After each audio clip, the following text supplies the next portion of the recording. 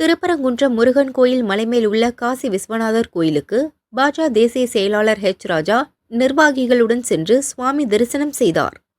வழக்கு நடந்திருக்கு.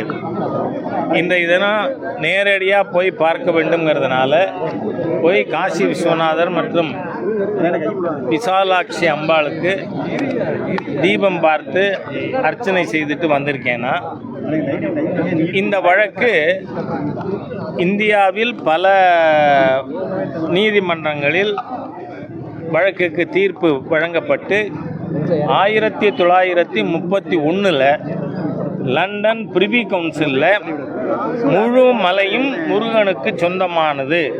ஏன்னா இது 6 படை வீட்டில் முதல் படை வீடு, அதனால் இது முழுக்க முருகனுக்கு சொந்தமானதுன்னு ஏற்கனவே தீர்ப்பு இருக்குது.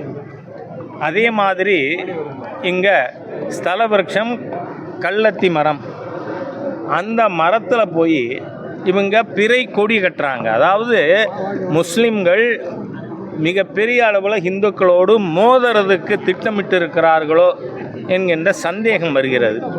ஏனென்றால் 2020 ஆஸ் லேட்டஸ்ட் ஆஸ் 2020 இதில் அவர்களுக்கு, ஏன்னா 1931 தீர்ப்பிலே என்ன சொல்லியிருக்காங்க, அன்னைக்கு இருக்கிற ஸ்டேட்டஸ் குவா அப்படியே மெயின்டைன் பண்ணணும்னு.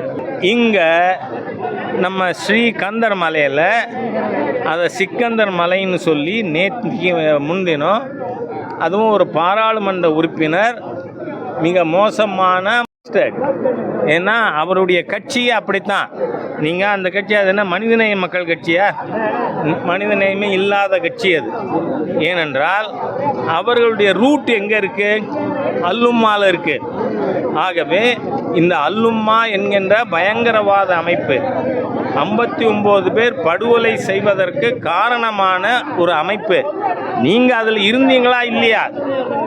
இவர்கள் அதில் இருந்தவர்கள், அந்த கட்சியை சேர்ந்தவர்கள். அதனால் நான் மாநில அரசாங்கம் எந்த விதத்திலும் லீனியன்சி காட்டாமல் இவர்களுக்கு எதிராக கடுமையான நடவடிக்கை எடுக்கணும்.